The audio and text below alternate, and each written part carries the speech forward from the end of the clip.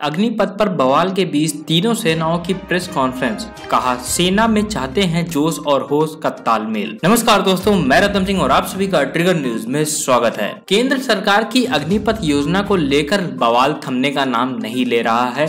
देश भर में युवा इस योजना के खिलाफ प्रदर्शन कर रहे हैं। इसी बीच अब तीनों सेनाओं की तरफ से अग्निपथ योजना को लेकर एक संयुक्त प्रेस कॉन्फ्रेंस की गई है, जिसमें इस योजना के फायदे के बारे में बताया गया है। सेना की तरफ से कहा गया कि यह रिफॉर्म काफी पहले से होना था।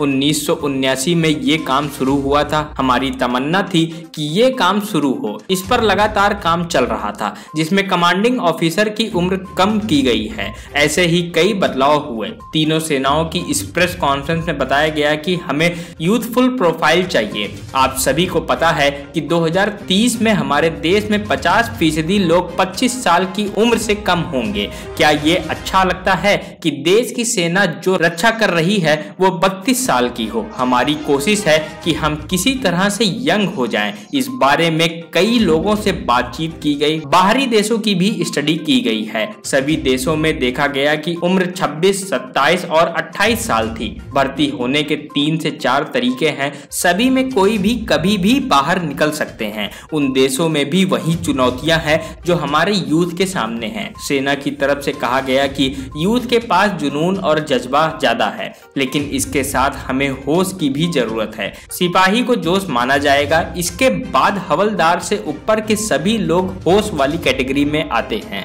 हम यही चाहते हैं कि जोश और होश बराबर हो जाए। तीनों सेनाओं की इस प्रेस कॉन्फ्रेंस में जानकारी देते हुए बताया गया कि तीनों सेनाओं में जवान जल्दी पेंशन ले रहे हैं। हजारों जवान 35 साल की उम्र में बाहर चले जाते हैं। आज तक हमने ये नहीं कहा कि ये बाहर जाकर क्या काम कर रहे हैं। सेना की तरफ से कहा गया कि कल ड्रोन वॉरफेयर होगा। आज एक टैंक को कोई आदमी नहीं बल्कि ड्रोन चला रहा है। इसके लिए अलग किस्म के लोग चाहिए। वो भारत का नौजवान है, क्योंकि वो टेक्नोलॉजी के साथ पैदा हुआ है। वो गांव से आता है। अगर 70% जवान गांवों से आते हैं तो हमें उन्हें देखकर ही तमाम फैसले लेने हैं। उनके पास वहां पर खेत है या फिर कोई छोटा व्यवसाय है। उम्र में हमने कोई बदलाव नहीं किया है। सेना की तरफ से बताया गया कि एक सेवा निधि योजना है, जिसमें अग्निवीर का योगदान 5 लाख है। सरकार अपनी तरफ से 5 लाख देगी। उनके सभी अलाउंस सेम होंगे। उनमें और जवानों में कोई भी अंतर नहीं होगा, क्योंकि वो हमारे साथ ही लड़ेंगे। कोई गुंजाइश नहीं है कि हम उसे कमतर आके।